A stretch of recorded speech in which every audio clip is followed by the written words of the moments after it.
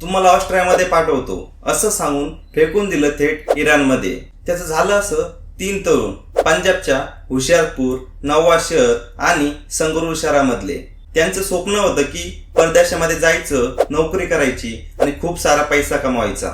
आणि त्यासाठी म्हणूनच ते भेटले एका एजंटला। एजंटने त्यांना वचन देखील दिलं की तुम्हाला ऑस्ट्रियामध्ये पाठवतो आणि तुमचं आयुष्य बदलवतो। आता आपल्या मुलांचं आयुष्य बदलणार म्हटल्यावरती मुलांच्या घरच्यांनी सुरुवात केली पैसे जमावजमी करायला। कुणी सोनं विकलं तर कुणी कर्ज घेतलं आणि एजंटला देण्यासाठी पैशांची जुळवाजुळवी करून एजंटला पैसे दिले।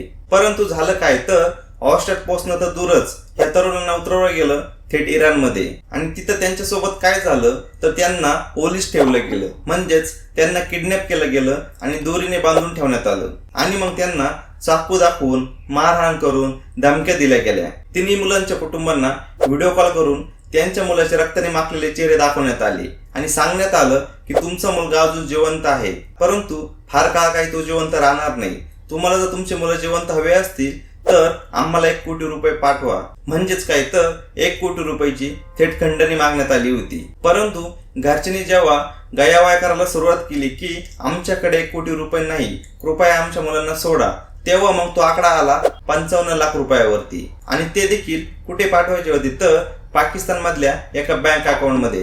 ही घटना सुरू झाली होती 1 मे पासून ते 11 मे पर्यंत।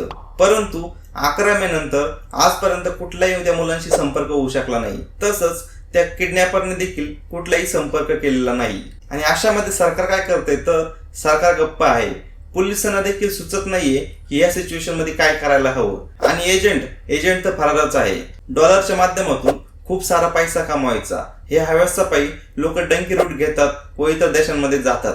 परंतु हा डंकी रूट आता थेट डेट रूट होत चाललाय, हे देखील तरुणांनी लक्षात घ्यायला हवं। परदेशात जाण्याचा शॉर्टकट शोधताना तुमचं आयुष्यही कोणीतरी कट करू शकतं, हे देखील आता बघायला हवं। आता या घटनेमध्ये आपण काय करू शकतो तर आपण एकच करू शकतो की सरकारला आवाहन करू शकतो की त्या तिन्ही मुलांना वाचवा आणि त्यांच्या कुटुंबियांच्या स्वाधीन करा। मित्रो, हा व्हिडिओ तुम्हाला कसा वाटला हे खाली कमेंट बॉक्स मध्ये कमेंट करून नक्की कळवा। व व्हिडिओ जर तुम्हाला आवडला असेल तर व्हिडिओला लाईक करा, शेअर करा व अशाच माहितीपूर्ण व्हिडिओ यापुढे बघण्यासाठी आपला युट्यूब चॅनल महाराष्ट्र लाईव्हला नक्की सबस्क्राईब करा।